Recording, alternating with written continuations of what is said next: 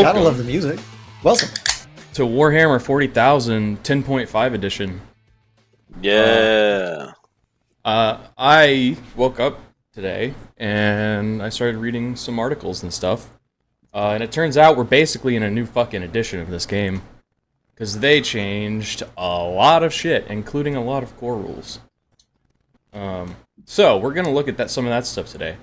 What we're not going to do is we're not going to go through the whole points list. We'll broadly talk about like some points changes for some factions that were meaningful. We're not going to go through the Pariah Nexus tournament companion. Because that's just too much stuff. But we will look at the balanced Dataslate, give some kind of overall thoughts for different factions there, and also some of the core rules updates, because there were some pretty fucking big changes, so I hope y'all are ready for this shit. Buckle up. Alright. I'm ready. I saw some things that I liked. Oh yeah. I bet you also saw some things you didn't like. I saw some things that I wasn't a big fan of, but I did see some things that I liked. I also saw some things that I didn't see things I was hoping to see. So, but we'll get into it as we go down the list. I only looked at the things that I would like. Ignored everything else? I looked at all I looked at the only things I looked at are Imperial Knights, Chaos Knights, Votan, Necrons, and Thousand Sons. The main things that I generally play. So I'm interested to see. I did take a couple glances at a couple other things, so I'm interested to see what else is going on. Yeah. So, starting off with some of the core changes, because that will, I think, inform some of our thoughts about the balanced Dataslate, because a lot of these changes will affect some armies a lot more than they affect other armies. So, redeployments now pretty much across the board only apply before you know who's going first. I think that's probably here on Blackheart's fault. So that's like a pretty big nerf to some redeploys. Previously there were kind of like two different versions where it was like, one is before you know, one is after you know, and that was kind of split up differently between different armies. Now everybody's just the same. You only can do redeploys after you, or before you know who's going first. So, it's a nerf to some people, but not for others. Okay. Yeah. What's up?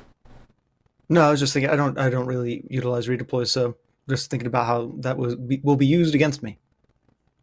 Yeah, it'll be a lot more telegraphed now, and it's less useful now because you have to do it before you know whether or not you're going first. Yeah. Yeah. I think some of this stuff was already changed at some point. Let's see, what are some of the big ones? Oh, overhanging models, I think. Yeah, this was kind of a change, so instead of like having to worry about your wings and shit, you can basically just ignore whether or not your shit that overhangs the base of the model can fit through the buildings or not. So you only measure the base if they have a base? Yep. Okay. As long as if the they base don't have fits a between base, the gap, then they can go... If they don't have a base, you still just use the model? Yeah. Yeah. Okay. Still have to squeeze. That's still good for things like Magnus and a few of my models where they've got a base, but then they really like to just stretch out beyond that. Yeah. A lot of the newer models, and especially like big things with wings, like, Bloodthirsters and Demon Princes and Magnus and Angron. Now don't some of have the to worry knights. so much about that. Yeah. Some of the knights, which knights got some pretty cool changes for movement that we'll talk about later. Yeah. Straight lines, I guess they just finally defined that, even though I guess everybody knew. Pivots. Let's talk about pivots, because this was a big one. Pivots is huge. So, as I've been talking to people about the pivots changes today, I started to realize that in a lot of my Warhammer groups, people just didn't pay for pivoting before. in a lot of these like casual groups. A lot of people didn't know that counted as movement. And so a lot of people saw this change and they're like, oh, now it takes 2 inches to pivot where it was free before. Actually, no. You're just playing it wrong. Now, I think for the most part, because it's 2 inches, you're gonna probably get more movement out of most vehicles unless you were only pivoting like a very small amount. Yeah. But if you're moving any distance over 2 inches with your pivot, then you're gaining a pretty substantial amount of movement, I think. Yeah, if you do anything that's like a 90-degree turn with most tanks, you're getting some extra movement. Yeah, I would say, especially if you like pivot more than once. I was never super clear on the pivoting rules, but I only ever did it when I was like, okay, I have a ton of movement and I'm only moving a little bit. I'm going to wiggle my guy around just because I knew it cost movement. I wasn't sure exactly how. So I always only ever pivoted when I was like essentially keeping the model in the same place. I'd kind of spin it around just because I wasn't sure. But so, this is a lot better and it makes it a lot more clear for me. So previously the way people, I guess, just kind of blah, blah, blah the movement, but you basically were supposed to measure the part of the model that moved the farthest. Yeah. So that's typically like the back corner, like opposite of the direction that you're pivoting or something like that. Yeah. Like the furthest, the corner opposite of whatever your pivot point is. Pivot point, like yeah. When you're going around a turn. And that makes perfect sense. It's just, this is a lot clearer and a lot smoother, a lot faster. This is a way simpler, way easier to tell when you need to take the measurement off. And I can see some people in the heat of the game, like moving their tank, especially if they're trying to rush, like picking the wrong corner to measure from or something. Mm-hmm. Yeah. Not like thinking, not necessarily even on purpose, but just, not putting too much thought into it. Their mind's like thinking about other strategies. Yeah. So this is like if we were really holding to it before, it could definitely slow down our game. But especially for people like us, where we're trying to play, we're not trying to rush the game, but we are trying to keep a decent speed. This is definitely a lot like, I'm going to pivot now, subtract 2 from my movement, done, easily thought of, easily handled, and then we can just keep playing. So especially for people like us, I'm a big fan of this change. Yeah. And like it makes tournament play like a lot easier where people are trying to rush. Yeah. I think it's a pretty elegant solution. Yeah. Cool. So I'm actually a pretty big fan of that change. Now, one thing that I hadn't considered that somebody mentioned to me is that you can, with the way this is written, technically get off a 7-inch charge with something like a monolith, and then you're tank shocking with a T13. Because a monolith has a circular base and it excludes models on round bases. So at the start of your charge, you pivot a little bit, and then you have a 7-inch charge all of a sudden. Okay, interesting. Mm-hmm. Ryan looks because the monolith itself is a square, but it's sitting on a round base, so the corner can reach out beyond. So when you deep strike it, you put it flat side facing whatever you're about to charge. Oh, you're talking about when you deep strike it. Okay. Yeah. I missed you saying deep strike. I was like, you can have that so charge more than you deep strike your monolith flat side facing whatever you're about to charge. At the start of the charge move, you then turn it, because you can pivot it for free, and then you have a 7-inch charge, and then you tank shock that poor son of a bitch. And like hover tanks, that applies to, so like propulsors and impulsors. That would apply to like Demon Prince type model also, right? Pivoted, those wings like sticking out. Like I don't know if you get 2 inches from that, but yeah. I mean, with Magnus's wings, you'd get you'd get a few inches off of that. But are you able to pivot on a charge? Hold on a second. It's any move. Each time. I don't think you can do that, because when you drop in, isn't that at the end of the movement phase? Like there's no movement happening. You do it at the beginning of the charge. Your charge move. You can pivot in any move. It doesn't specify that it has to be a normal move. Before you make your charge move, you have to roll to see how far you can charge. Correct. And so if you deploy within the rules of Deep Strike, you're outside of 9 inches. Yep. Charge phase comes. You roll to see how far you charge. Yep. You're still counting for 9 inches. Not if you pivot. Then you pivot. Yeah. If you pivot and that corner is now closer to your charge target, then when do you check? Do you check whether or not you're in range before you start your charge move? Because if you do, then you can't do that. If the charge fails before you start your charge move, then you can't do that. Yeah, that's a good question. I don't actually know.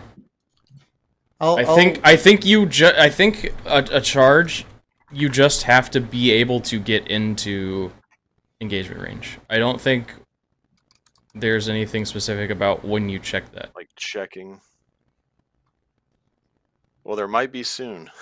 Yeah, there should be. Yeah. There should be, based off of this little glitch you're talking about. That definitely seems like it would be good to. Yeah, let's maybe see. Check that. Charging with a unit. Blah blah blah. You make a charge roll by rolling 2d6. Yeah. You can pivot. Yeah, it's all it says is the charge move has to be possible, and if you pivot, the charge is now possible. Okay, yeah, there's probably going to be there's probably going to be a rat right off the bat. For Yeah. So that's a very silly little rules interaction. Yeah. I think like in the tournament companion too, they added an addendum in the tournament companion, so where this applies to anything with a non-circular base. And I think if I remember correctly, they specified that that's because of the charging thing. So they don't want infantry to be able to do that. Sounds like they might be okay with vehicles doing it, but we'll see. Weird. Okay, interesting. Yeah. I don't remember if there were any more like big. Oh, indirect. Yeah, indirect. Unmodified hit roll of 1 to 3 always fails. So, rip guard, rip, death guard parking lot. Oh man, I missed that one. Indirect fire. You can only hit on a 4+. I think there were ways to previously get like basilisks hitting on 2s. Now they can't. You can only hit on 4+. Interesting. I think a lot of the stuff that this affected got points drops. But it's still rough. That's rough. For armies that relied on artillery and indirect and stuff. How do you feel about your Whirlwind Scorpius now? Yeah. I'm still taking Scorpius. Fuck you all. Scorpius is gonna drop. If anything, if they drop points, he's gonna take 2 of them now. Look out. Yeah, there we go. I don't think they changed legend points. Yeah, probably. No. They're specifically not gonna change points for legend shit. I mean, I guess I was able to get them hitting on a 3, but yeah, I'll put the it was always like this is actually good because I would always have this conundrum of like, do I keep the Warpsmith back with the Whirlwind or do I push it forward with the Demon Engines? Now he's just going forward with the Demon Engines. Don't have to worry about it anymore. He's just out there on the front lines. Dude. It's like more of an incentive to get direct line of sight on stuff. Yeah, so I don't hate this change, but it's just kind of like indicative of the fact that GW doesn't know what the fuck to do with artillery. Yeah, there was definitely like pretty much every army that had artillery. There was ways to basically make the indirect aspect not exist anymore as a penalty. So it's good that there is something, because as much as I love artillery, I recognize that like someone shooting you from somewhere where you can't see or shoot back is like a kind of feel bad thing in a way, but I still fucking love artillery. So I think Scout Sentinels will let artillery ignore this. Because I think Scout Sentinels. What does their ability actually say? Because it lets you ignore the indirect. Oh, you don't suffer the penalty to hit roll. Okay, so would that No, that wouldn't counteract this. It. Yeah, it would still only be able to hit on It's not a penalty to your fours. hit roll. It's not like a penalty to your hit roll. It's not -1 to hit. It's that because it's not a penalty to the roll. I mean, this is in addition to the -1 to hit. So yeah, you get the -1 to hit, plus you can only hit on a 1 through on a 4+. So the Scout Sentinel would just negate the -1 to hit. So if somehow you were hitting on 5s, it puts you back to hitting on 4s. So yeah, still got some pretty cool buffs from the Scout Sentinel though. What was the other thing? Mortal wounds. So dev wounds are now mortal wounds again. Okay. But they don't spill over like normal mortal wounds. So this means that things like the Custodes feel no pain versus mortal wounds. Like the arcane genetic alchemy and stuff like that, now works against devastating wounds, which it didn't before, and that was an issue. So I think that's a good change, and I think that's probably what they should have done initially, instead of just making a pretty knee-jerk reaction of just making them not mortal wounds at all.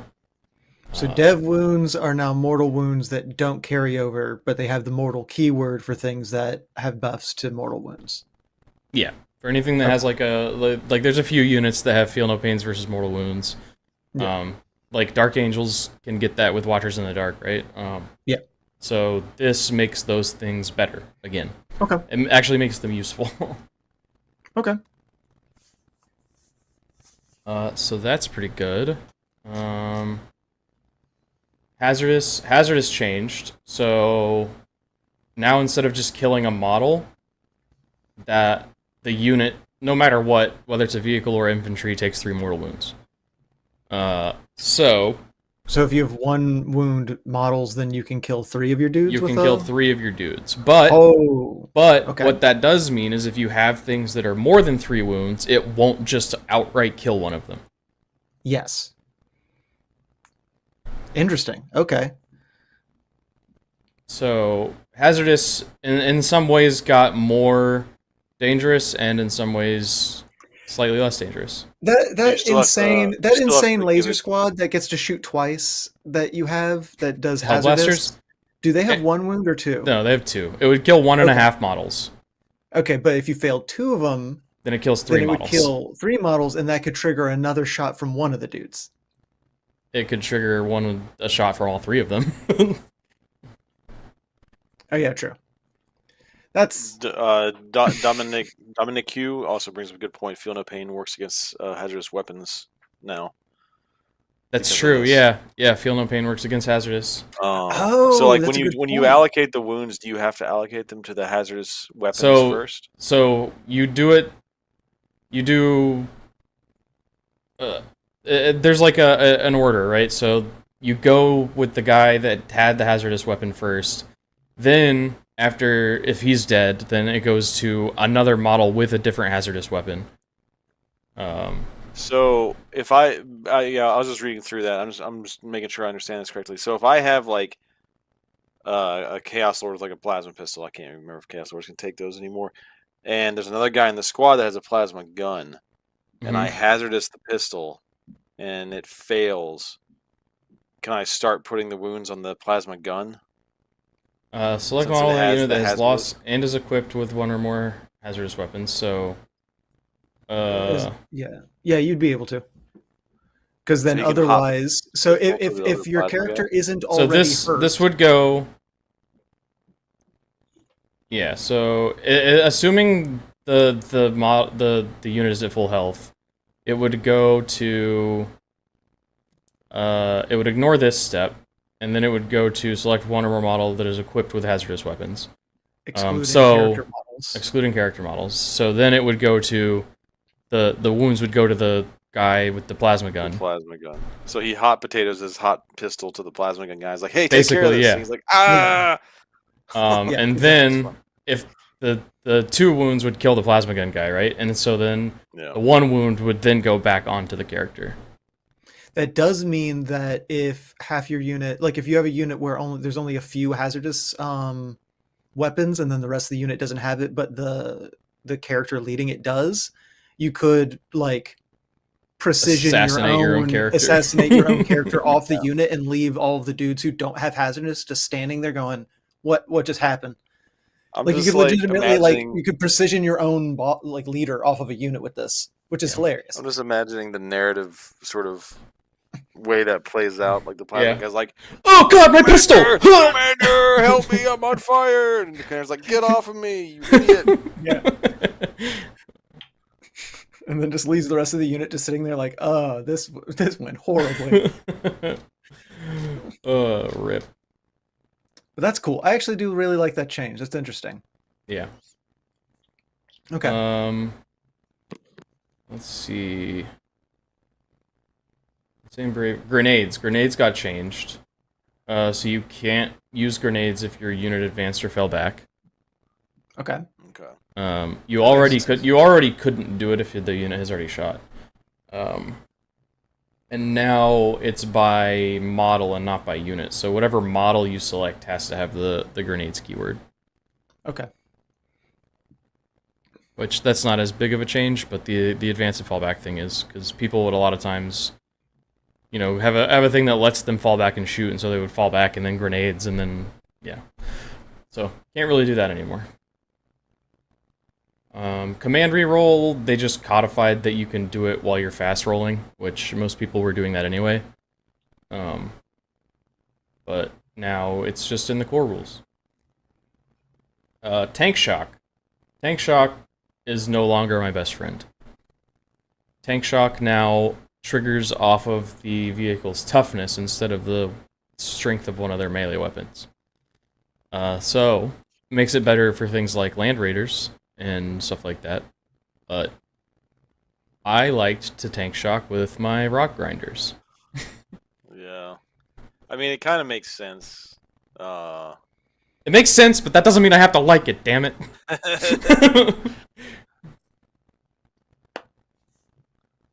Did I read correctly that hazard mortal wounds don't spill over? Selected model spill over would just be gone, I guess. Right? I don't think... Hold on, go back up. Because it just applies the mortal wounds to the unit. That unit suffers 3 mortal wounds, and then allocated these mortal wounds, they must be allocated to the selected model. But the selected model this is how you select the model. Yeah, the wounds only target hazardous models. What is interesting about this, and maybe you can correct me if I'm wrong, the hazardous wounds won't spill over to non-hazardous models in that unit, but it can kill all the hazardous models in that unit off, right? Because it's only the selection is just for the hazardous units. So they do spill over to other hazardous weapon models, but not to non-hazardous weapon models, unless I'm misunderstanding this. It says no, if I think model you're is right. Selected, that unit suffers 3 mortal wounds. Yeah, and this is but they must be allocated to the selected model. And then this is how you select the model. Oh, so there is no rule. Like after you get to the character, there's no rule that then says you don't select further after that, right? So it's like if you kill a character model, then there's nothing that says otherwise you select one other model in the unit or something like that. Yeah, so like if a plasma gun pops off, he'll take 3 mortal wounds. But the rest of the unit won't. If 2 of those kill him, that last mortal wound does not pass on to another hazardous to the rest model of the unit. or... Well, no. It would pass on to another hazardous unit or model. If there's no other hazardous models in the... Because look, like, if a model was selected, so you go through that whole process, the model is selected. You have your one guy.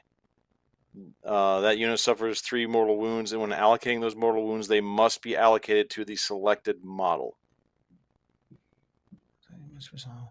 Does that mean there's no splashover? Oh, okay. I see what you're saying, and I see what Dominic saw now. So first you fail your hazardous, then you select your model based off of the logic in those 3 bullet points, and then if a model was selected, that unit suffers 3 mortal wounds, and when allocating those mortal wounds, they must be allocated to the selected model. And then, maybe there isn't any spillover. So. Interesting. So it is just sense. So it does functionally operate the same. So it functionally operates the same, except that it is less lethal for larger wound models. And so you have the chance to feel no pain. And you have the chance to feel no pain. Okay. Interesting. That's a good catch. I kind of misunderstood that. I was going back up to the selection. Yeah, well, so I guess in my head, the way I was doing it was I was applying it one mortal wound at a time. But this is you apply all three of them like simultaneously. Yeah, I was doing the same thing. I was using like mortal wounds logic for it, but yeah, they do they do just pile onto a single. They don't, so they function like the devastating wounds count as mortal wounds, where they don't spill over. They're just the devastating. Yeah, essentially. Okay. I wish they would just have a different rule for that, but well, it would have been nice if they just said they take 3 devastating wounds. Yeah, maybe. But devastating wounds is like an ability. It's not like a concept like that. Yeah, true. I see what they're doing now. It makes sense. That's a good catch, Dominic. I understand what's happening now. Yeah, that's interesting. So it is just kind of like a slightly less lethal version of it, of Hazardous now. Yeah. That's interesting. Okay, let's see. I took some notes. Were there any other big changes? Grenades got changed. Tank shot got changed. Heroic Intervention is now only 1 CP. That's kind of a big buff for melee armies. Okay. This one. This is big. So, Ruins, Imperium Primarchs and Belisaria's Call can now move through ruin walls. But because they were monsters before, so they couldn't. Now... it's just Primarchs and Belisaria's Call. He's basically a Primarch, right? This means the Lion's back on the menu, baby. but not my Magnus? Hell no, he's not Imperium. He's also huge. He is a monster. He is actually a monster. He's enormous, and winged and horned, but still, it's rude. I feel called out. I think that was everything. I didn't really look over the FAQs, so I don't know if I care that much. So that's like all of the big core rule changes. Those are kind of huge. Those are. Yeah. I think overall the core rule changes are good. Yeah, I like what I've seen. Off the top of my head, there's nothing that I don't like. Given that it is used correctly, the pivot thing is still a little weird. Because it excludes the round bases, but yeah. Overall, good stuff. So does that mean like a repulsor is not affected by the pivot? Yeah, pretty much all of the hover tanks. I think your boats. The Drukhari boats. I mean that kind of makes sense in a way because they're like hovering and like if you go all the way back, like I posted in a Discord earlier the Rogue Trader movement turning rules. Yeah. Like those only applied to ground vehicles, not hover vehicles. So I mean, I think the only real change that needs to be made to that is it only applies to normal advance or fallback moves. Because having it be able to apply to charge moves opens up weird shit. IMO. Like having people being able to pivot? Pivot for free. Oh, yeah. I think they just need to add a thing where it's like to charge, like you measure your charge move without pivoting. Oh no, because there's no good way to do that. I don't know how I would word it, but basically just make it so shit can't do that on the charge. Yeah.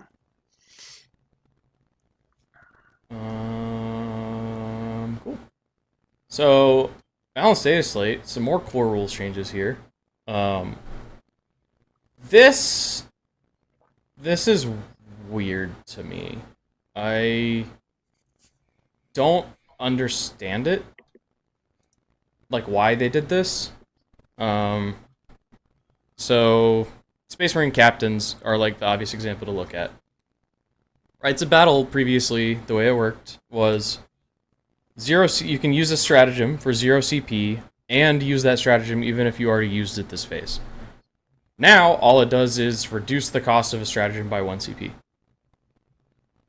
Because no matter what, you can't use the stratagem more than once per game anymore. Or more than once per phase, rather. Really fucking weird rule change. I don't know what prompted that, and I think that hits Space Marines really hard. A faction that's already not doing that great. Why wouldn't you be able to use them more than once per phase if they say that? Because of the next rule. I'm sorry. I was reading something. I'm sorry. The stratagem is limited to 1 use per player turn per battle round, blah blah blah. It can only be used if the name of the stratagem is specified. So, effectively, that doesn't apply to like Space Marine captains and equivalents anymore. Also, the Lord of Deceit. Yeah, that's a big nerf to Calidus assassins, and it nerfs one of the Necron leaders. Yeah. GSC had ways to do it with like enhancements and stuff too. Yeah. Yeah, that's like a pretty big nerf. Most of the time that was coming out of Calidus assassins though. So they basically just chopped off the back end of Rights of Battle. Yeah, and they only made it reduce the cost by 1 CP. So if you use a 2 CP stratagem, you don't get to do it for free. You can only do it for 1 CP. So that kind of sucks, and I don't know why they did that. Whoa, did we just get raided? Or did I miss-see that? Yeah, it said Star Wars.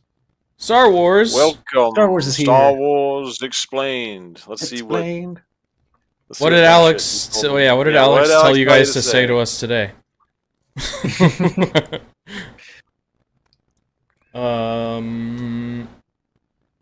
Anyways, so the one good thing about this, I guess, is that it's no longer limited to just battle tactic stratagems. Because in the previous balanced data slate, they had changed it so you could only do the CP reduction, do it for free on battle tactic stratagems. That is no longer the case, so you can use it on any stratagems. Is that removed, or yeah, that's gone. Okay, that's nice. Yeah. So this one, they basically gave everyone the nerf that CSM got with their codex. So can only be selected if the range attack of the attacking model is within 18 inches. So the old version of Cloud of Flies in the CSM codex that only let you be targeted outside of 12, then when the codex came out, got nerfed to you can only be targeted within 18. That now just applies to everything that does that. Okay. Interesting. Like the Grey Knights haloed in Soulfire stratagem. There's again to mention Necrons. There's a couple Necron things that what's the word? Enhancements that you can put on a unit that make them untargetable and hide them and make them sneaky. Yeah, I mean, a lot of those just give them the lone op ability, though, which is different. Yeah. This is, like, specifically stratagems. Mm-hmm. Got it. The stratagems that add new units to your army. So, reinforcements from Guard was, like, the big one, where when a regiment unit died, you could put it into reserves and bring an identical unit back. You can only do that once per game now. That's a pretty fucking big nerf to Guard, I think. Considering one of those things is called unending waves, I feel like those waves are actually ending after one. Yeah. Here comes our unending waves. Just one more. One more wave. It ends after one turn. Hey. Yeah. I'm a little sad I didn't get my Guard army online in time to have unending guardsmen popping up, but yeah. So guard got hit by that. The Tyranid Swarm detachment got hit by that. Join the Hunt. I don't know what Join the Hunt is. I don't know. I have Necrons, which do come back. Oh, that's the Kroot one. That's the Kroot. Oh. Shit. yeah. Kroot got hit pretty hard by a lot of these core changes. I mean, they needed it, obviously. Yeah, Kroot were doing too good. Yeah. Need to be knocked down a peg. So yeah, that's kind of the end of the core changes. Now we can move on to the specific faction changes here. Sisters, none. Cool, rad. Their codex isn't even out yet, but their points came out. They got pretty sweeping points increases. I think most lists were going up 200 to 300 points, which sounds like that was probably necessary given how good the codex is. So nothing there besides points. Custodes! Custodes might actually be back on the menu now. So not only did Shield Host get the select a bullet point per battle round thing now, so they can switch between the 5-up crits or what's the other one? Lethal hits, I think. So you can switch between those now, and Arcane Genetic Alchemy now works for the Dev Wounds, because Dev Wounds got changed back to being Mortal Wounds. So they can now get their 4-up Feel No Pain versus the Mortal Wounds with Arcane Genetic Alchemy. They're not made of gold tinfoil anymore. Not made of gold tinfoil anymore. So also, they only got point drops. So yeah, a lot of the Forge World stuff got a lot of big points drops. Yeah. I think the Telemon went down pretty significantly. Venatari went down, I think, like 30 points or something like that. So Venatari might start showing up in lists now. I think Matt manifested that because he was talking about trying to figure out how to kit bash some Venatari like a couple weeks ago. Put the energy we know out Games Workshop. We know that Games Workshop spies on us and listens to us. So yeah, James is a wiretap. Yeah. So yeah, Matt manifested Venatari points changes. Orc Champions. This is a huge change because one of the biggest complaints when the Codex came out about this detachment was that the detachment rule only affected character models, not the whole unit. Now it affects the whole unit if they've got a character in there. So now if you have a character unit or character model in any unit, that unit gets +1 to wound. That's pretty fucking good. Yeah. You might get to see that in action Monday. Boom. I forget. I don't know which detachment Matt's gonna play, but I think he said he was gonna do Orc Champions. I think. Maybe he said he was gonna play one of the. I could be wrong. He said he was gonna play one of the tweaked ones, but I don't know which one it was. So yeah, that's Custodes actually look pretty good. Like this combined with points drops, they actually might be back to being somewhat competitive. Speaking of back to being somewhat competitive. God, I wish I had this Monday. Let's fucking talk about ADMECH. Because they're not bad anymore. They are good mech now. I think Ryan manifested this one by scoring 0 points in our last game. Power from pain, baby.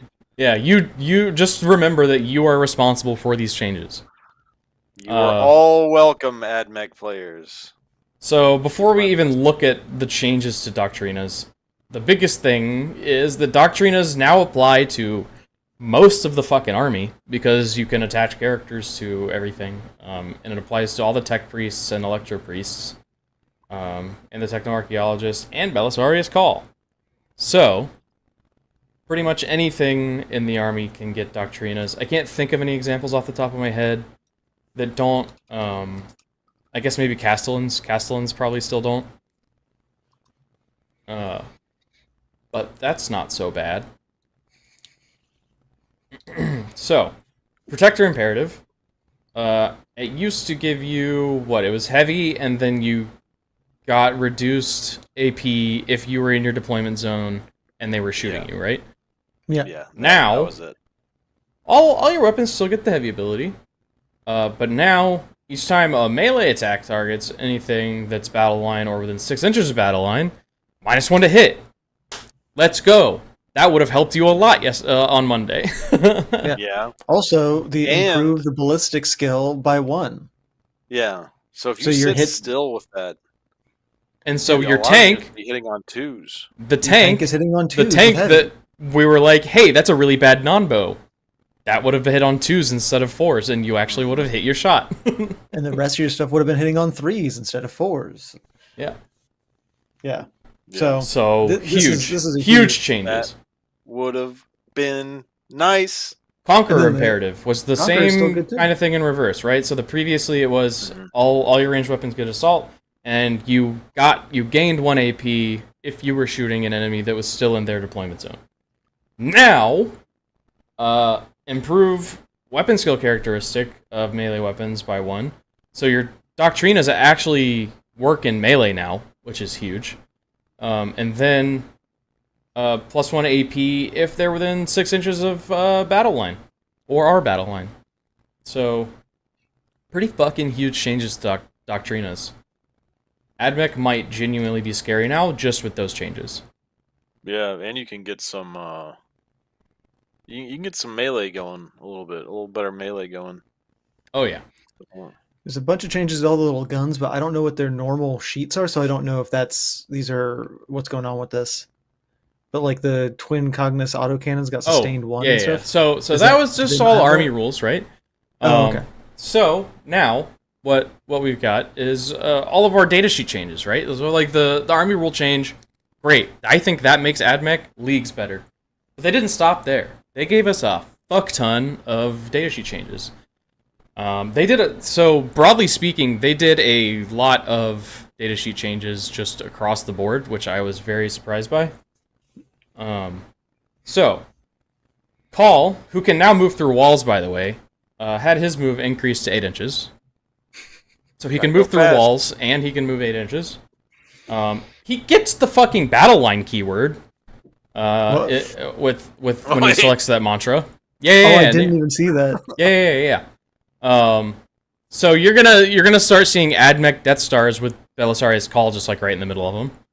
Oh yeah. So when he's got the mantra, the mantra's going battle line, and also he has the Battle Shock leadership +1 thingy also.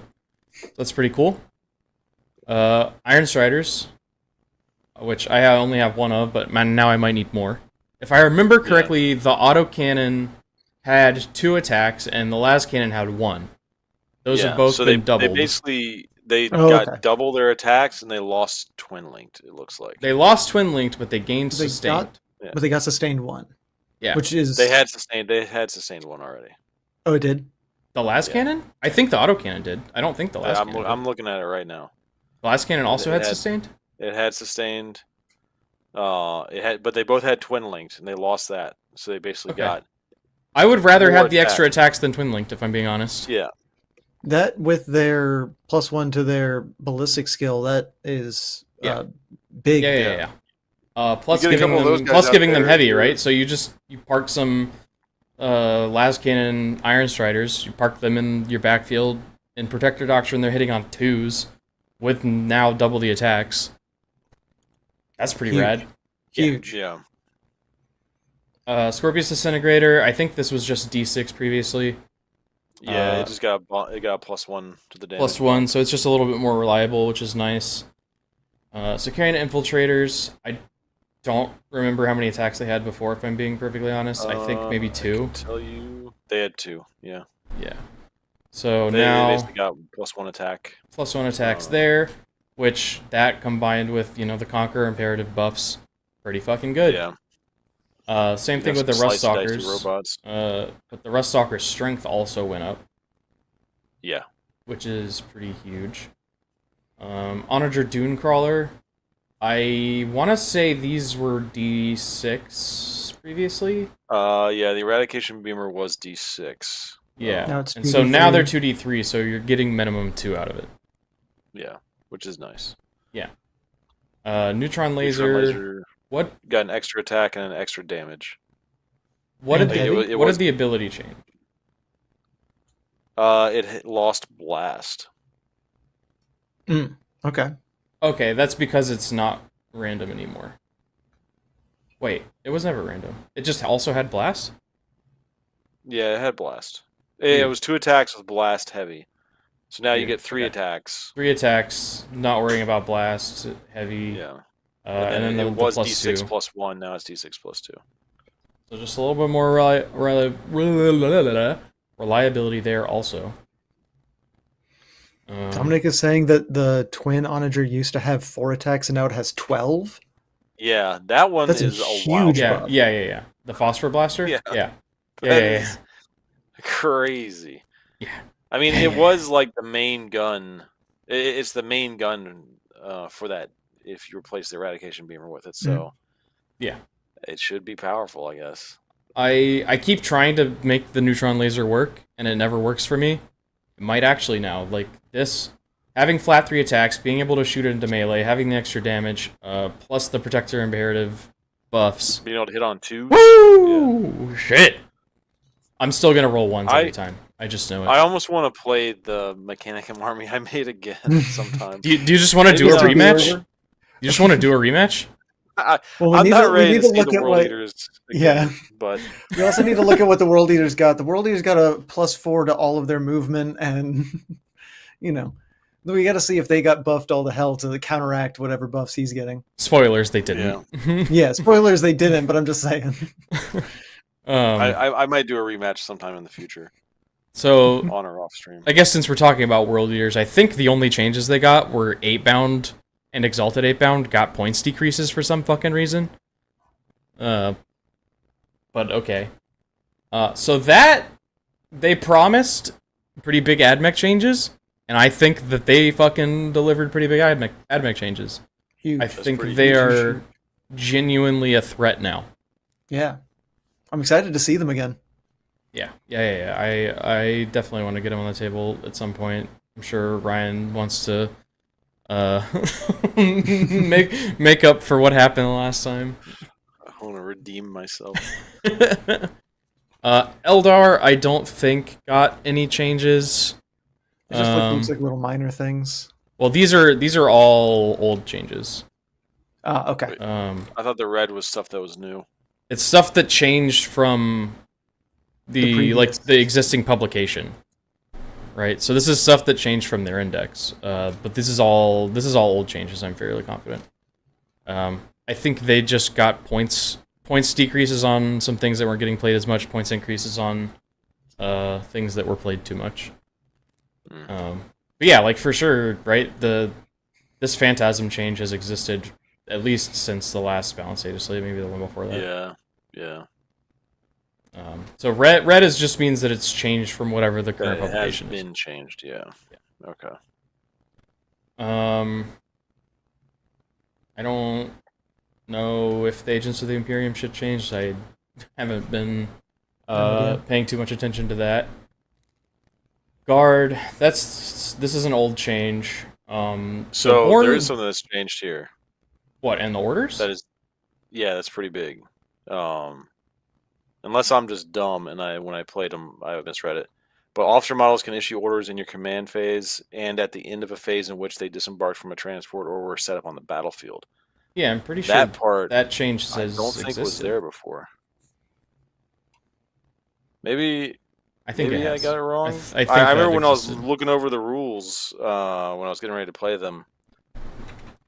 I didn't think I could do that. Maybe you looked at an old ruling. I might have looked at an old ruling. Maybe I'm tripping, but I thought that change already existed. It might have. I may have looked at old rules. The Born Soldiers, I think. Born Soldiers is totally new, so this is huge. So previously you had to, stand still to get any kind of buff from this. Now it's just any regiment unit and if it moved, if it stood still, doesn't matter. It can gain lethal hits. And so what that also means is that this also works in Overwatch now, which it didn't previously. So this applies to anything that moved and also works in Overwatch. So you have to be able to see your target. So artillery still misses out a little bit on this. But also squadron units can do this against monsters and vehicles. I don't remember exactly what stuff is squadron. I know the Sentinels are, Lehman Russes are. Basically any tank. Yeah, Ruggeldorn. Yeah, most of the vehicles. Like I don't think the horse. I think the only things that aren't like either regiment or squadron. Although I don't know, the horses might be regiment. The Rough Riders are regiment. Yeah. So basically any vehicle is squadron, I think. Except like aircraft. Maybe. Yeah. So that's pretty big. The changes to that is pretty rad. Oh, there's a little plus sign next to the things that changed. Okay, look at that. See that little plus sign? Yeah, so this hasn't changed. Where? Right, So the right plus where I just tried to point at my screen to show you, and it didn't work. Yeah, I saw it though. When you did that, I saw it. It worked. It worked. It's right there. Don't knock it if it works. Okay, so yeah, there's a little plus sign. Hell yeah, thanks, Sean. So guard got a little bit sad, got a little bit happy. You know, they're kind of the same. I think overall they're happier than they are sad, though. Guard players, let us know. Are you happy or are you sad? I'm as someone who's dipped my toe in guard, I'm happy. Lethal hits always is pretty huge. And it affecting Overwatch is really nice. Yeah. And I like that they made the regiment not go on monsters and vehicles, because it was like a little weird, because like they used to get it all the time in 9th edition, I think. Yeah. Well, in 9th edition, you had like squads of little dudes like taking down knights and shit. Yeah, like a bunch of guardsmen with las guns, like yeah, and they kill a knight. It's like okay, but yeah. I need to get some more guard painted so I can drop 2,000 points on the table. Me too. You want to do guard versus guard? Yeah, I'm gonna purge your freaking disgusting brood brothers off the world. Rude? They are disgusting brood brothers. That's actually a compliment. There's some fighting yours words are going on. especially disgusting. Yeah, they're Nurgle brood brothers. Yeah, that is actually a compliment. Cool. Black Templars. So this change. Tiny change. Also, big change. Big change. Yeah. So these were the numbers in red are so small, so it must be a small change. The numbers in red are small. Big change. Okay. So I know at least one marshal who's very happy with some of this. This used to be 6 and 12. Okay. And these changes also applied to normal Space Marines. So Black Templars Impulsor can now transport 7. Previously it was 6. That means it can fit an entire squad of Blade Guard plus a character in an Impulsor. Where previously you had to have a naked squad. Yeah, or Sword Brethren. Sword Brethren. I see. Yeah. Blade Guard or Special Blade Guard equivalent kind of thing. And the Repulsor can now carry 2? And now carry 2 squads plus accompanying characters. Okay, got it. So no Blade Guard. I'm sorry. Is big change. Looks small. Small numbers red. Big change. Got it. Small numbers red. Big change. Big change. Blood Angels. I don't use floaty tanks, so it's not a big change for me. Damn. You're gonna have to when they delete the old ones. No! Treads forever. Alright. Let's talk about knights. Knights can walk through. Knights can walk. Nothing changed. Yeah, it's old. I'm sorry. I'm still catching up to the point. Knights can fucking walk through walls. Walk through walls. And also ignore people in engagement range for that time. They need to start good luck trying to movement block some fucking knights. Can't do it no more. Can't do it no more. So they can just walk over your shit. They have to take a battle shock test, but they can just walk through walls now. So excited. Imperial Knights, as a knight player who's gotten wall blocked, excited. Imperial Knights are happy about this. Chaos Knights are even happier about this. Yeah. I feel like that's less of a battle shock test and more of a shaken the battle test. Because you're just, like, blowing through the buildings. Yeah, you're just Kool-Aid Manning through. I feel like if a knight moves through a building, you should just have to remove that terrain piece. So everybody just has, like, whatever the fastest big knight is running around destroying terrain. Rampager for across the board. Yeah, Rampagers are what, 14? Something like that? Their move speed 14, so just book through 3 buildings all at once, collapse them. But yeah, this is huge for me. I'm very excited. Happy day for Elliot. Yeah. That's a big change. It makes the Chaos Knights of Shade thing a little bit less useful, but it's still good for War Dogs, because War Dogs don't get to do this. This only applies to big knights. And it also, like, if you like really needed, what'd you say? Well, the Knights of Shade lets you move through enemy units also, right? No, but you can still so does Super Heavy Walker. It can move within engagement range of an enemy models, but cannot end that move within engagement range of them. Well, and so I guess it can move through models. It can move through models. It can move through models in sections. Oh, yep. That's unchanged. That part of it is. So yeah, Knights of Shade. The reason you would do it on a big knight is so you don't have to take the battle shock test. Yeah, if you really needed to pop off a stratagem after, and you just wanted to be sure, and you had the spare. But yeah, it is definitely still good for the dogs. Still good for them dogs. For them dogs. For them dogs, baby. Warp Talons already got fucking nerfed. I'm gonna be honest. CSM got some pretty big. They got these rules changes. They got some pretty bad points nerfs too. I don't understand why they got such big changes when the codex has been out for all of 2 weeks, and they're not like dominating the meta or anything. They have like a 47 or 48% win rate. So it's very weird to me that they decided that they needed to make these huge changes. Yeah, previously, Warp Talons would not have to destroy an enemy unit. They just had to, at some point in the fight phase, be eligible to fight. And now they have to destroy an enemy unit. So that sucks. And also, they went up like 30 points or something crazy like that. So... Jeez. Yeah, I don't know. Like, it's only, I don't think it's worth taking MSU Warp Talons anymore. I think if you're going to take Warp Talons, you got to take them in a 10 brick. Because 5 just aren't going to kill anything meaningful. So, yeah! Yeah. Truly bizarre. Just one last note on Super Heavy Walker. It does not apply to charge moves. So Knights of Shade will still be good. Okay, that's fair. Yeah, that's a good point. Yeah. Okay. I forgot that Knights of Shade applied to charge moves. Good call on that, Ryan. Yeah. Yeah, love it. Nice. I feel like it makes more sense to be able to charge through a building instead of just having a normal move. I don't feel any real sense of loss with the Warp Talon thing, because when I read their ability initially in my brain, I just processed it as them having to kill the unit anyway. Yeah.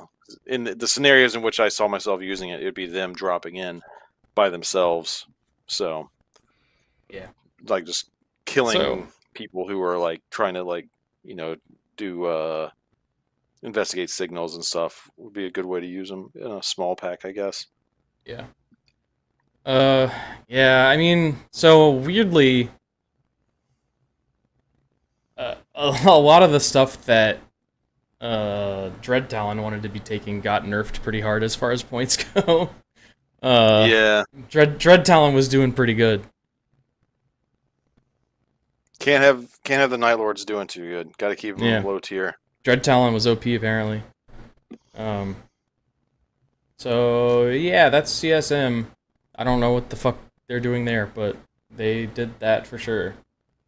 Demons got some pretty good changes.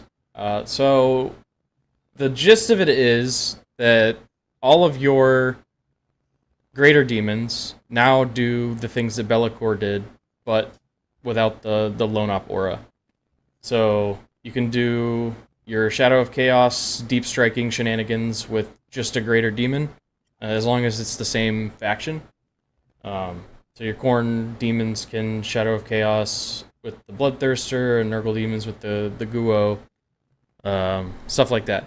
So overall, really good changes for demons, I think, because now they are less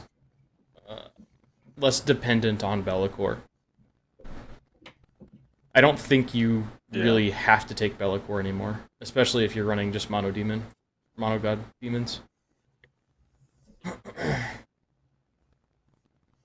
Yeah, so Keeper, Bloodthirster, Guo, Lord of Change. That's okay, weird. Alright, so Bloodthirster and Scarbrand, Guo and Radagast, Keeper and Shalaxi. But why do they put Kairos and Lord of Change instead of Lord of Change and Kairos? Doesn't match. Kairos is a busta. Kairos is a busta. Except his name goes first on this one. Because of all the change. Because of all the... They got to get the change in there. They got all that change. They got all that change in them. They're just jangling around. If he goes first, that means he's less than a regular Lord of Change. You know, the other ones... okay. Fancy one comes later. You know? Alright. Yeah. I see what you're saying. Cool. So, moving on to something that I care more about. Dark Angels, baby. Dark Angels are back on the fucking menu. So Grim Resolve, what it currently does is makes it so when a unit would be reduced to 0 OC, it now is only reduced to 1 OC. So stuff can't get reduced below 1 OC. Now, also, in addition to that, you can point at a unit in your command phase and give that unit +1 OC. So that's pretty big, and especially going to be pretty big in the new Pariah Nexus stuff. Yeah, that's pretty huge. And Inner Circle Task Force. So I, as you guys know, like to run a lot of Deathwing. So I was very happy to learn that now, and normally you get to point at one objective and call that your vowed objective. And you get +1 to wound with Deathwing Infantry against things that are on that objective. So now, instead, what you can do is you can pick either one objective that you control or all the other objectives to get +1 to wound against things on. So that's pretty fucking big. You can get a lot of +1 to wound. It's very rude. It's very rude and mean. Yeah. That is very rude and mean. And so you know what that means? Why would you ever select with aggressive push just like one objective? Why wouldn't you ever select all of them? It's just one or more, I don't know. Yeah. Because what if you control all but one objective? Well, yeah, I'm just saying, like, why didn't they just say, like, all the objectives you don't control? Because what if you don't want the +1 to wound against a certain objective? What if you want to not kill something on the board? So that you can charge They're just giving you the option. They're just giving you flexibility. All right. Giving you the option. That's an inner circle secret, I guess. Yeah, listen, don't ask questions you don't want the answer to. So you know what? You know, Deathwing Infantry, you know what that can apply to? If I put Azrael in a unit of Hellblasters, I get +1 to wound on anything. It's not an objective I control. Whee! this is what I'm not looking forward to. His dang Hellblasters. I have like nightmares about those fucking things. Hellblasters. Take a apothecary, right?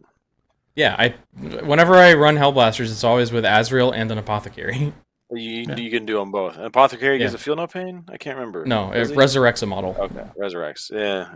So a Hellblaster shoots, hazardous, blows itself up, shoots again, and then gets resurrected by the apothecary.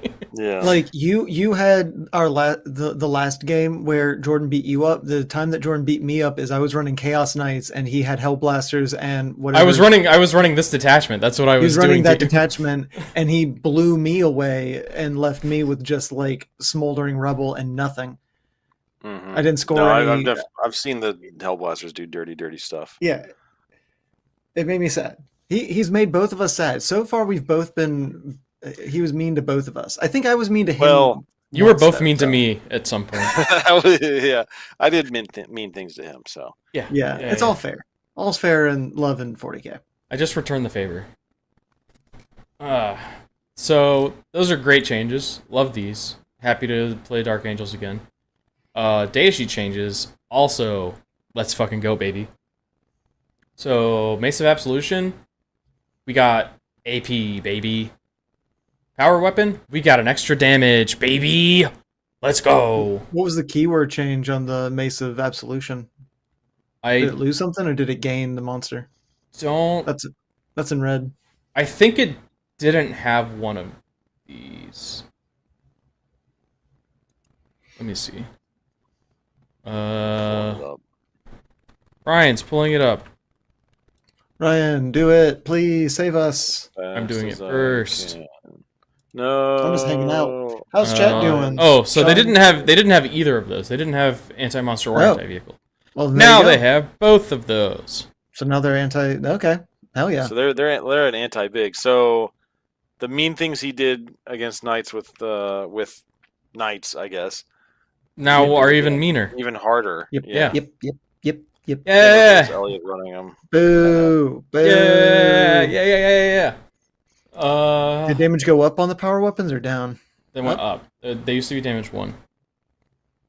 Now they're damage 2. Sword also got AP boost. So your trade-off... No, so the sword was always AP 2. The trade-off used to be you would have 1 less AP here, 1 less damage here. You would have 5 attacks, 4 attacks. Now the trade-off is the damage profile is exactly the same. You get an extra attack with the power weapon, but the maces are anti-monster and anti-vehicle. So that's the trade-off. Do you want the anti-monster? Do you want the anti-big, or do you want the extra attack? Which would be better for like a horde. I think there's valid reasons to run both. Yeah. Yeah. Whereas previously, there were probably not valid reasons to run either one, but I did it anyway. Inner Circle Companions might actually be kind of good now. They both, Sweep and Strike, both gained an AP.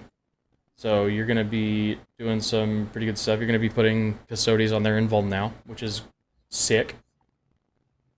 And the Sweep gained an extra attack. Yeah, because they both used to be 4 attacks, but the Sweep had sustained.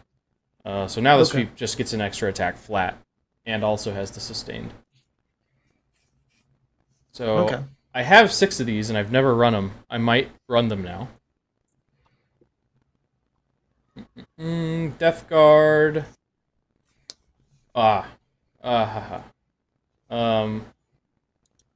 They can't use the grenade stratagem twice anymore with the Putrefier.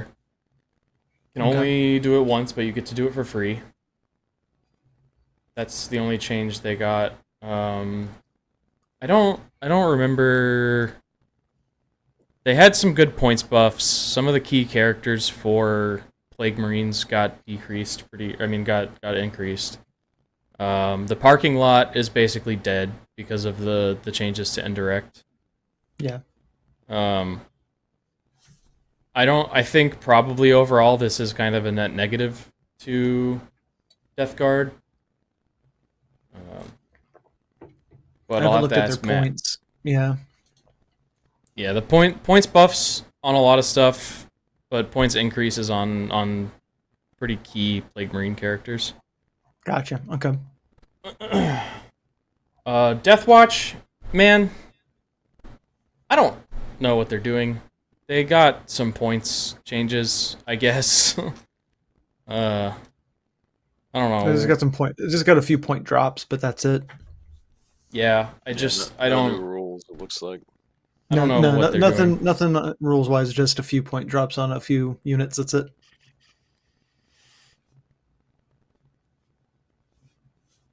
I'm gonna sneeze. Do it. It's not working. I dare you. God damn it! It's not working. It's not working. A double dog dare you. But you won't do it. It's not working. That in here. Drakari didn't change. Losing my mind. I don't. They only had one thing go up in points, I think. I think Scourges went up. Scourges. I think the small unit of Scourges went up, but the big unit stayed the same, maybe? Yeah, small unit Scourges went up to 120. And big units are 180, right? Yeah. So, it's because you can take all the special weapons in the small unit, and that's, all those Dark Lances is where the real cool shit is. Yeah. Genestealer Cults, no rules changes. Got some points changes kind of across the board. You look at the document, if you look at the Munitorum Field Manual document, you see a lot of red under Genestealer Cults. That is only compared to the Codex points. If you compare the changes between the Munitorum Field Manual and the Index points, pretty much across the board, except in a couple of instances, points went down. Okay. I think the Color Morph went up slightly. I think the Icon Ward went up slightly. For the most part, went down. Yeah, for the most part, stuff went down. Rock Grinder went down. Acolytes and Neophytes went down. Yeah, mostly points cuts. The Scourge's big unit went down 40 points. Oh, did it? Okay. Yeah. Small 5-man unit went up 10 points. Big unit went down 40. Weird, but okay. Yeah. It's because the shard carbines are like, Yeah. Yeah.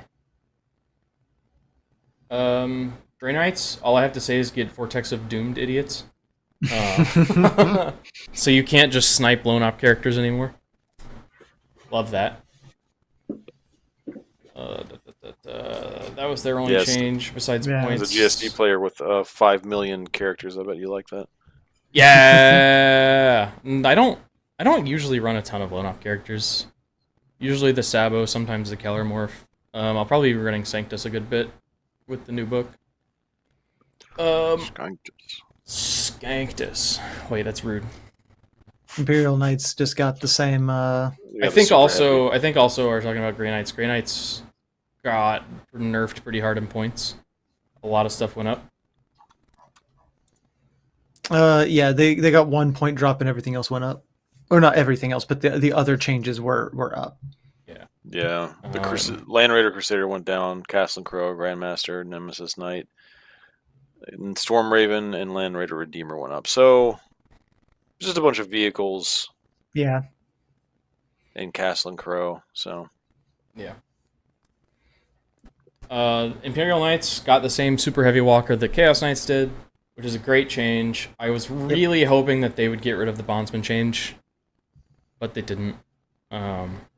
Across both Chaos Knights and Imperial Knights, I think Big Knight costs went down a good bit. Yeah, from most of them, not all, but most. Especially for the. I think the Lancer. I think the Lancer went down, at least in Chaos Knights. I don't remember if it went down in Imperial Knights. It went down. Well, two of the models. No, the Lancer went down in the Imperial Knights, along with the Strix, Atropos, and Paladin, and then on the Chaos Knights they got a lot more big model price drops, just because everyone was just running War Dog lists. I have an Atropos, but I've never used it. I think it's behind me. It's up there. Its points went down, so maybe it's good to use it. Yeah, so the Atropos is basically an anti-Knight. Yeah. I didn't run it in our Knights versus Knights game because I think that would have been a little cheesy. But it is an anti-knight, so it doesn't really have a ton of uses until knights get really good in the meta, and then people are going to start probably running them at tournaments. Yeah. It's like nothing changed for Leagues of O10. Nothing changed for Leagues of O10. Really need changes. They got points. For, the only thing, the we got the Jaeger. The Jaegers are 10 models, 80 points with the and they're our first, what is it, infiltrate unit? Yeah. So I'm going to be honest, 10 of those guys for 80 points, that's good. Yeah. That's like, I take at least 1, maybe 2 to 3 units of those in a list. At least 1, definitely. They've got grenades, they've got some decent, like, pretty heavy-hitting weapons, but they can only carry, like, a couple of them. But one of them has precision, so you can, like, screw with people. And they're just like a little, infiltrator unit. Just get them in the middle of the board, take some early control, especially for a generally slow army. Awesome. I'm pretty big on that. Yeah. I say a slow army, but then they have Sagittars and the Pioneers. So, I mean, they can be kind of quick, but, their infantry is only like a 5-inch. So, no, I'm really happy about that. I'm definitely, the plan is to have a box of them. So, this weekend. So there's a gnat in here that has been driving me crazy. So if you see me looking like a crazy person, that's why. Trying to catch your snack. Yeah, so I can eat. I'm hungry. Necrons. Get fucked Catan. So Cosmic Precision was the thing that let them deep strike within 3 inches in Hypercrypt. Yeah. Now excludes monster units, so you can't do it with Catan anymore. Yeah. So that's good. That's good and that's fine. Like, and the Doomstalker and the race went up. And other than that, nothing changed for the Necrons. Honestly, rates went up kind of a lot. Like, yes, they went up 15 or 20 points, I think. Yeah, I don't know if I agree with that. Just because, like, yes, they're powerful in a specific combo, but they're not like in one on detachment. Their own broken. Yeah, in one detachment with a like. They're good with a Technomancer in a specific detachment. They're not amazing otherwise. I mean, they're good, but they're not like. I don't necessarily agree with that. But I the Necrons weren't beat up too bad. I'm not upset about it. Yeah. Let's see. Orcs got a few things. Orcs got hurt, man. Orcs. Somebody at the studio got done dirty by some orcs. So just kind of going down the list here. This used to be a 4-up invuln. Now it's a 5-up. It was always a 5-up. They got a 5-up and then they got a reroll if they were 10 or more. Oh, I was thinking about the Feel No Pain. But yes, that is correct. 6-up, 5-up. Yeah. Sorry, the Feel No Pain on the Mega Knobs is. This used to be once per game, give them a 4-up Feel No Pain. Now it's a 5-up Feel No Pain. And their points went up a lot. So you are not going to be seeing Mega Knobs probably outside of Bully Boys anymore. Because that sucks. Tide of Muscle, +1 to charge, and if it contains 10 or more models, you can reroll the charge. This used to be, what? If it had 10 or more models... No, this just used to be you add the battle round, right? Add the current battle round to the charge roll. So now you add 1 to the charge roll, and if it has 10 or more models, you reroll the charge roll. That's not as good. That's a pretty... It's not as fun, nerf. Also. There was something fun about that strat powered up as the game went on, but I get it. And by turn 4, turn 5, 4 and 5, it's a big boost. Yeah. Go get them. You can reroll the d6. So this is basically a Blood Surge move for a unit as a stratagem. Now, if you have 10 or more models, you can reroll the d6. Previously, that just let you move your Blood Surge like a flat 6. Yeah. Now it just gives you a reroll on that move, which again, pretty big nerf. I'm just glad that Dreadmob didn't get touched, so I'm chilling. Yeah, a few of their characters went up, and their and the Mega Knobs went up in cost too. So Mega Knobs just got dumpstered. Yeah.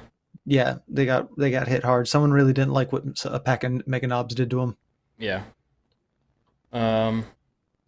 Space I'm sure Marines. That's how they make the decisions. Out of spite. They run their company on spite, don't they? No? Yeah. Sorry, go ahead. Space Marines, I'm kind of left scratching my head about what they did here. So Iron Storm currently is like the only real competitive way to play Space Marines for the most part. People figured out how to run Iron Storm, figured out a way to win with Space Marines, and instead of, buffing other stuff, GW decided actually just fuck Iron Storm Spearhead. So they put some pretty significant nerfs, like this going from an aura to being able to select one vehicle. Same thing with this. This getting the Mercy's weakness getting a CP increase. That fucking sucks. So Space Marines are gonna go back to being pretty fucking mediocre, if I'm being honest. They gave them no real buffs to speak of. The Impulse or Repulsor stuff is good. It's not enough to make up for what the fuck they just did. To Ironstorm. Which, I wasn't really ever running Ironstorm anyway, but if you play vanilla Space Marines, you're not a happy camper right now. That sucks ass. Space Wolves. I manifested this buff. Because, you know what I did yesterday is I started... For the first time in years, I started building some Space Wolves models. And so I manifested a buff to the Champions of Russ. So now you can start with one of the sagas activated. And now it's at the end of each player's turn, excluding the one that you started with. So basically, you can start the game now with sustained +1 OC or the Feel No Pain. So that's a pretty good buff for Space Wolves. I think you might actually start seeing people play Champions of Rust now. You just didn't see them playing that before because it wasn't good. Now it might actually be good. Oh yeah, or the lethal hits with Beast Slayer. Oh, you actually can't get the OC one to start with. So it's either sustained, Feel No Pain, or lethal. That's pretty good. Thousand Suns. Elliot, how do you feel about this? Fine. So I'm gonna be honest. I think it's because of a it might have been because of a stratagem or an enhancement. I was already playing that like Cabal thing where you can excluding models that have already been selected for this rule this turn. Like there's something that allows a unit to use 2 Kabbalistic rituals in a turn anyway. So that was like an implied rule. So that's how I had been playing them anyway. So that I didn't even realize I was like doing it wrong essentially. Because I'm pretty sure there's something in here. I can't remember what it was that says that you can a unit can cast a second Kabbalistic ritual. As for like Twist of Fate, that was nerfed. It used to be you would just ignore the armor saving throws, and now it's just a +2 to your AP. Doombolt, you could target lone operatives before, but now you can't. And they just kind of clarified that enemy unit a couple of times there. You can't target the same unit multiple times with Temporal Surge.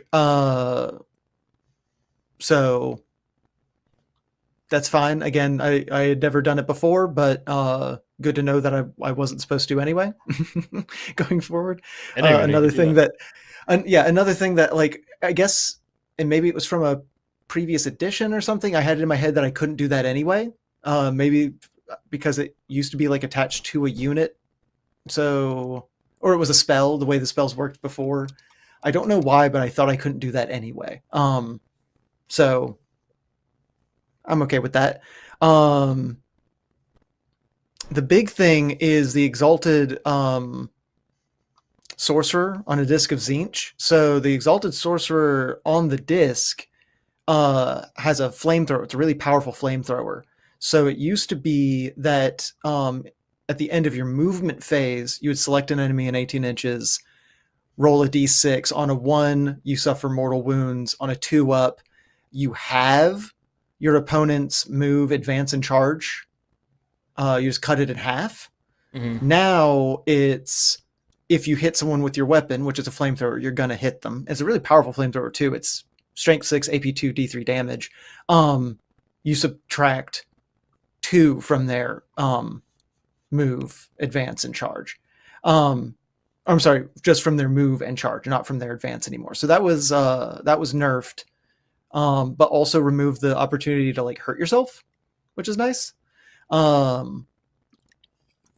I don't know how I feel about that. It is sad that it got nerfed, but also having movement, charge, and advance within 18 inches is a lot. But also now if you're within 18 inches of someone and you reduce it by 2, you're not like, for certain units, you're still like in range. Mm-hmm. You know, like they can still get to you. So it just makes it a little bit harder. So it made its use a little bit more niche. It did remove their opportunity to like hurt themselves. But I don't hate it, especially because if it was on like a different weapon where you could have missed the attack, then I would feel worse about it. But because they have a really powerful flamethrower, I'm actually kind of okay, because you're always going to hit with it.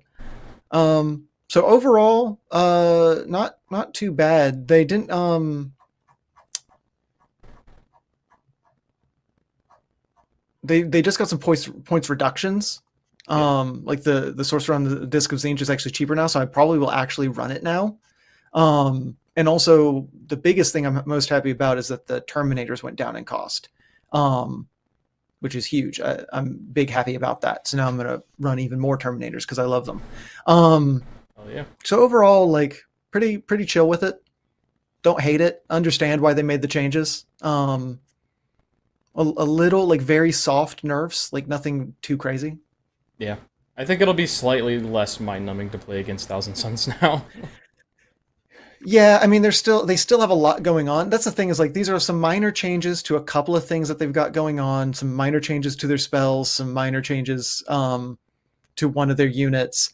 They're still a very busy army with a lot of different things going on. So it wasn't sweeping enough to make a huge change for me, Yeah. One Speed Wonder says Elliot will now be kicked out of his local gaming store. Oh my god. For what? What did I do? But he also said based. What did I do? I don't know. Is it the legal cheating? Is it because I was doing things wrong, but I was actually you weren't cheating. You were following. I was the rules. I was following a future Dataslate. I was just I was using my They're in our walls, dude. They're in our fucking walls. I was using my Tzeentchian powers to see into the future of what the rules would be. So now when I start making rules, doing rules wrong with Tzeentch, it's actually just what the rules will be in the future. I'm doing it right in the future. Yeah, that's Games Workshop. Games Workshop was just listening to us, and they were like, you know what? This Elliot guy knows what's going on, and so this Elliot guy gets it. Let's make those changes. He keeps screwing this up in the right way. Yeah. All right, moving on. Just a couple more, and then we'll be done. Tyranids, Synapse is actually kind of important now. Adding +1 strength with Synapse in Synapse range is pretty fucking huge. That's a pretty solid change, just for their army ability. Is the 3d6 up from 2d6? That's in red as a change. Isn't that what it used to be? Am I crazy? I don't... Or was it like they got to re-roll their Battle Shock or something? I need to look honestly, I'm not familiar enough with Tyranids to just like know. Yeah, I need to look it up because I could have sworn it was the. I must be thinking of a different ability. I do like Tyranids. I've never played them, but I do like looking at them. Synapse, no. So that was the existing one. Oh, it didn't used to be a bullet point before, so now it's like just a bullet point. That's the change. It's a formatting change. Got it. Okay. Shadow in the Warp. How did that change? Oh, okay, so the Synapse thing wasn't a thing before. So now if it's within 6 inches of one of your Synapse units, subtract 1 from the test. So apparently that was not a thing before. This whole thing in red was just added. Okay. So yeah, they're actually making Synapse matter a lot more now. So that's good. Crusher Stampede. I think this is also just added. I still don't think that it makes Crusher Stampede that good. Just add 2 OC to your monsters. That's fine, I guess. Untrammeled Ferocity? What is this? Makes normal advance or fallback. You can move through models. That are 4 inches. It just gives them... Oh, so they get the super heavy walker for a CP. Huh. Well, that's kind of fun. I mean, the fact that they have to pay a CP and then also still take a battle shock test for it kind of blows. Yeah, I don't love it, but at the same time, it is fun. That is like they get to. There's such big scary bugs that they get to do a big scary bug move. That's kind of fun. Yeah. Hive Tyrant gives lethal hits now. That's pretty cool. Neurolictor. So they did a lot of keyword changes here. So Neurolictor adds Synapse. Neurotyrant can now lead Zoanthropes, which I was kind of shocked to learn that it couldn't do before, considering it just looks like a super Zoanthrope, but... Yeah, it's just a big Zoanthrope. So yeah, this is how I learned that it couldn't already lead Zoanthropes. That's silly. Broodlord and Parasite of Mortrex now partake in the Shadow of the Warp a little bit. And also get Synapse. Yeah. So yeah, both of those get Synapse. Moloch gets the Vanguard Invader. And you know what didn't happen that should have happened? The Norn Assimilator didn't get the keyword that lets it partake in the assimilation detachment. Ah. The assimilator does not get the rules for the assimilation detachment. So naturally. Yeah. Still, they did all these keyword changes, but not that one for some fucking reason, I guess. And then I think this went from Strength 8 to Strength 9. This used to be 2d6, it's now d6 plus 6. That's actually a fucking huge change. Yeah. Yeah, that's pretty good. Yeah, went from Strength 8 to Strength 9, and from 2d6 to now d6 plus 6, yeah. So, Tyrannofex, huge. Exocrines, I think people were already taking like 3 Exocrines anyway. So, you're going to start seeing more of those. World Eaters we talked about, they didn't get any changes, just the 8-bound got points changes. And that's really it. So that's the entire data slate. If I'm being honest, we're basically playing a totally different game now, especially with Pariah Nexus coming out, changing the whole match play format, plus the whole data slate and all the core rules changes. Welcome to 10.5e, y'all. We're going to have to get some practice games in. Yeah, I think we're going to play one this weekend. Yeah, honestly. I was like, yeah, they'll play this weekend for fun. I need to play this weekend to relearn some stuff now. But I'm excited, especially for the changes to Mechanicus, the kind of reworking of them. I'm good with that. Oh yeah.